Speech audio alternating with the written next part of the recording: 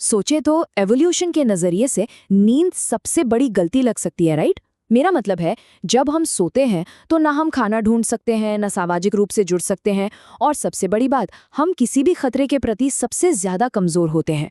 फिर भी धरती पर मौजूद हर एक प्रजाति सोती है। इसका सीधा सा मतलब ये है कि नींद के फायदे इन सभी खतरों से कहीं ज्यादा बड़े हैं। पर हैरानी की बात यह है कि आज के आधुनिक समाज ने इस बुनियादी जरूरत को बिल्कुल पीछे छोड़ दिया है। तो आज के इस विश्लेषण में हम यही समझने वाले हैं कि आखिर नींद के पीछे का वैज्ञानिक सच क्या है और इसकी कमी हमारे शरीर के साथ क्या कर रही है। तो चलिए इस डीप डाइव की शुरुआत करते हैं। हमारा आज का ये विश्लेषण डॉक्टर मैथ्यू वॉकर की एक बेहद शानदार और थरली रिसर्च्ड किताब व्हाई वी स्लीप पर आधारित है। डॉक्टर वॉकर ने अपने सालों के अनुसंधान से एक ऐसी बात साबित की है जो शायद आपको हैरान कर दे। उनका कहना है कि नींद हमारे शरीर को स्वस्थ रखने वाली सबसे शक्तिशाली फोर्स है। हमें लगता है कि सही आहार और एक्सरसाइज सबसे जरूरी हैं, और वो हैं भी, लेकिन नींद वो बुनियाद है जिस पर ये दोनों टिके हैं। अगर नींद की ये बुनियाद ही हिल जाए तो बाकी सारी चीजें अपना असर खो देती हैं। और हालात अब सच में हाथ से निकल चुके हैं। क्या आपको पता है कि वर्ल्ड हेल्थ ऑर्गेनाइजेशन ने इसे एक ग्लोबल एपिडेमिक यानी विश्वव्यापी महामारी घोषित कर दिया है? जी हाँ, ये एक कड़ी सच्चाई है कि इंडस्ट्रियलाइज्ड देशों में लगभग 2/3 वयस्क हर रात अपनी 8 घंटे की नींद पूरी नहीं कर पाते हैं। ये अब सिर्फ एक बुरी आदत नहीं रह गई है, ये एक ऐसी गंभीर समस्या है जो हमारे सामाजिक और आर्थिक ढांचे को अंदर ही अंदर खोखला कर रही है। तो आज के इस विश्लेषण में हम इन 5 मुख्य हिस्सों पर बात करेंगे। पहला, इस ग्लोबल स्लीप एपिडेमिक की सच्चाई क्या है। दूसरा, हमारा शरीर नींद को एक्चुअली रेगुलेट कैसे करता है। तीसरा, नींद की कमी के भयानक शारीरिक परिणाम। चौथा, सपनों का वैज्ञानिक और विकासावधि उद्देश्य क्या है। और आखिर में, एक समाज के रूप में हम अपनी खोई हुई नींद को वापस कैसे पा सकते हैं। चलिए सीधे पहले चैप्टर से शुरुआत करते हैं, द ग्लोबल स्लीप एपिडेमिक। नींद का कम होना आजकल की भागदौड़ भरी जिंदगी का एक नॉर्मल हिस्सा मान लिया गया है, लेकिन सच तो ये है कि यह हमारी ह्यूमन वेलनेस को तेजी से खत्म कर रहा है। सुनिए, नियमित रूप से 6 या 7 घंटे से कम सोना हमारे शरीर के लिए बिल्कुल जानलेवा हो सकता है। ये सीधा हमारे इम्यून सिस्टम को तबाह कर देता है, जिससे कैंसर का खतरा लगभग दुगना हो जाता है। सिर्फ यही नहीं, ये एल्जाइमर्स डिजीज के विकास में एक सबसे मुख्य लाइफस्टाइल फैक्टर है।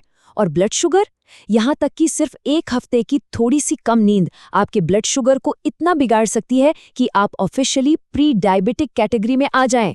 इसके अलावा यह हमारी रक्त धमनियों को ब्लॉक करके कार्डियोवैस्कुलर बीमारियों और हार्ट अटैक का खतरा बहुत ज्यादा बढ़ा देता है। अब इन खतरों को जानने के बाद ये सवाल उठना बिल्कुल लाजमी है कि आखिर हमारा शरीर काम कैसे करता है, ये नींद को रेगुलेट कैसे करता है। तो चलिए दूसरे हिस्से पर आते हैं, द मैकेनिक्स ऑफ स्लीप। इस बायोलॉजिकल प्रोसेस की सबसे दिलचस्प बात यह है कि नींद को कंट्रोल करने के लिए हमारे अंदर 2 अलग-अलग बिल्कुल स्वतंत्र सिस्टम्स काम करते हैं। पहला है प्रोसेस सी, यानी आपका 24 घंटे का सर्काडियन रिदम। ये डॉटेड लाइन आपको दिखा रही है कि कैसे ये इंटरनल क्लॉक दिन और रात के हिसाब से हमारी अलर्टनेस को ऊपर नीचे करती है। दूसरा है प्रोसेस एस, यानी स्लीप ड्राइव, जो सॉलिड लाइन से दिखाया गया है। ये बेसिकली हमारे दिमाग में एडेनोसिन नाम के एक केमिकल का जमा होना है। जैसे जैसे दिन बीतता है, एडेनोसिन लगातार बढ़ता है और आपको नींद का दबाव यानी स्लीप प्रेशर महसूस होने लगता है। ये दोनों सिस्टम्स एक दूसरे से बिल्कुल अलग अपना काम करते हैं। इसको एक एग्जाम्पल से समझते हैं। सुबह के 11 बजे का वक्त याद कीजिए। इस वक्त आपकी सर्केडियन रिदम प्रोसेस सी और स्लीप ड्राइव प्रोसेस एस के बीच की दूरी बहुत ही कम होती है। सुबह उठने के कुछ ही घंटों बाद आपके दिमाग में एडेनोसिन का लेवल काफ़ी कम होता है, जबकि आपका सर्केडियन रिदम अपने पूरे उफान पर होता है। बस इन्हीं दोनों चीज़ों के इस परफेक्ट कॉम्बिनेशन की वजह से हम सुबह 11 बजे खुद को पूरी तरह जगा हुआ और अलर्ट महसूस करते हैं। लेकिन रात 11 बजे तक पिक्चर पूरी तरह बदल जाती है। लगभग 15 घंटे जागने के बाद एडेनोसिन का स्लीप प्रेशर अपने चरम पर होता है, एकदम पीक पे, और दूसरी तरफ आपका सर्काडियन रिदम नीचे गिर रहा होता है। इन दोनों लाइंस के बीच की ये बड़ी दूरी दर्शाती है कि अब नींद का दबाव इतना ज्यादा हो चुका है कि उसे रोकना प्रैक्टिकली नामुमकिन है। और जब हम आखिरकार सोते हैं तो हमारा दिमाग पावर वॉश मोड में आकर इस सारे एडेनोसिन को साफ कर देता है। तो फिर क्या होता है जब हम थकान मिटाने के लिए कॉफी पीते हैं? मकड़ी के जाले का ये हैरानगेज उदाहरण देखिए। ये शानदार तरीके से दर्शाता है कि कैफीन असल में क्या करता है। नॉर्मल जाले के मुकाबले कैफीन दिया गया मकड़ी का जाला सबसे ज्यादा बिखरा हुआ, अजीब और डिस्टॉर्टेड है। होता यह है कि कैफीन दिमाग में एडेनोसिन के सिग्नल्स को ब्लॉक कर देता है। ये आपकी नींद के दबाव को खत्म नहीं करता, ना ही आपको कोई रियल एनर्जी देता है। ये बस आर्टिफिशियली आपके दिमाग को धोखा देता है कि हे, मैं थका हुआ नहीं हूँ। और जैसे ही कैफीन का असर खत्म होता है, सारा का सारा रुका हुआ एडेनोसिन एकदम से दिमाग पर हमला करता है, जिससे अचानक से बहुत भयानक थकान और क्रैश महसूस होता है। हम सब ने कभी ना कभी जिंदगी में एक ऑल नाइटर तो मारा ही होगा, राइट? जब आप 48 घंटे तक नहीं सोते तो एडेनोसिन यानी स्लीप प्रेशर एकदम लगातार पहाड़ की तरफ बढ़ता रहता है। लेकिन यहाँ एक बड़ा दिलचस्प ट्विस्ट आता है। अगर आप पूरी रात जागे हैं तो सुबह 5 या 6 बजे आपको सबसे भयानक थकान महसूस होगी, पर लगभग 11 बजे अचानक आपको एक सेकेंड विंड या एक नई ऊर्जा मिल जाती है। ऐसा क्यों?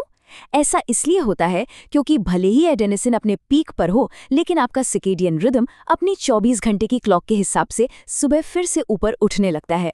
ये उफान मारता रिदम कुछ देर के लिए उस भारी नींद के दबाव को दबा देता है, पर जैसे ही दोपहर आती है और सर्केडियन रिदम वापस गिरता है, थकान का एक और जबरदस्त दौरा शुरू हो जाता है। अब जब हमने समझ लिया है कि ये सारी मशीनरी चलती कैसे है, तो तीसरे चैप्टर पर आते हैं, severe physical health consequences.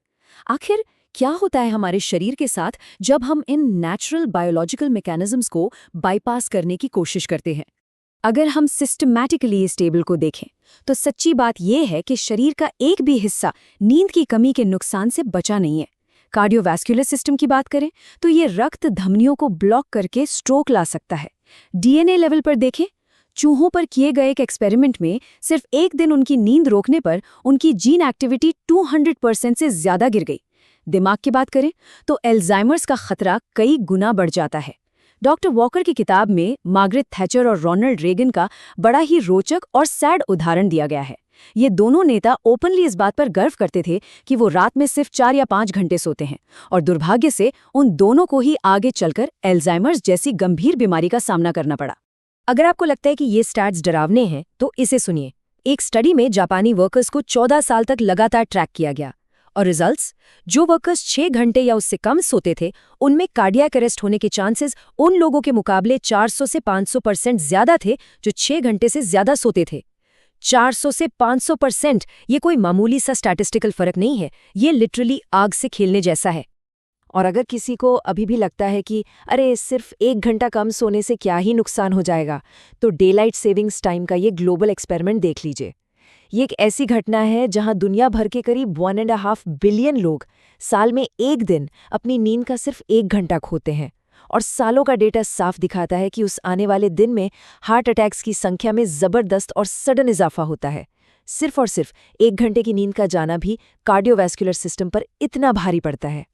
Cancer और नींद के कनेक्शन पर डॉक्टर डेविड गोजाल का रिसर्च सच में आंखें खोलने वाला है।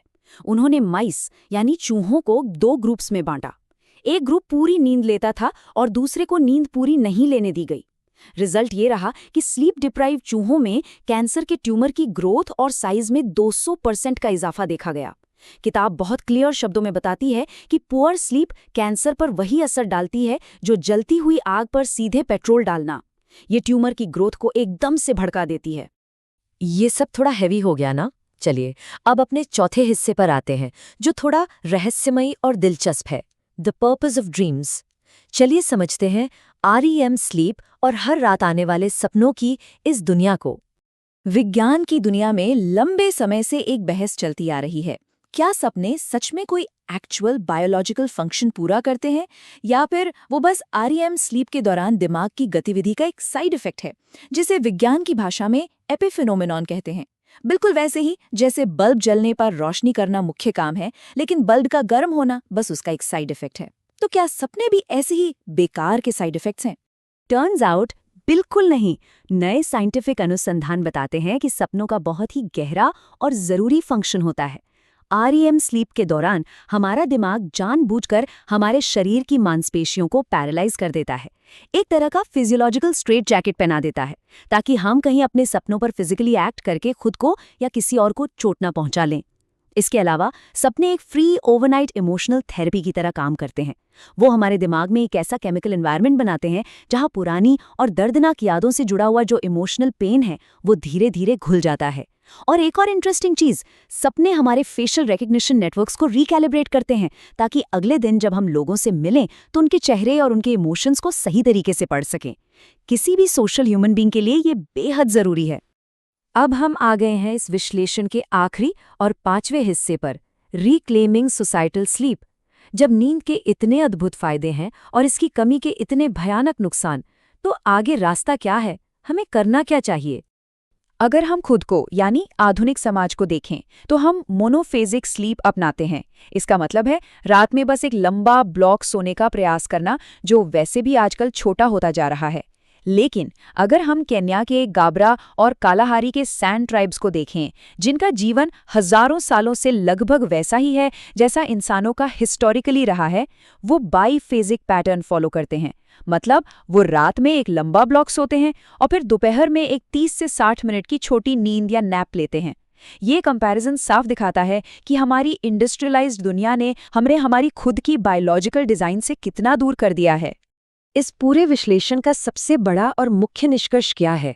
वो ये है कि नींद बिल्कुल भी कोई लग्जरी या आलस नहीं है। ये लिटरली वो सबसे असरदार तरीका है जिससे एक इंसान हर दिन अपनी हेल्थ को रीसेट कर सकता है।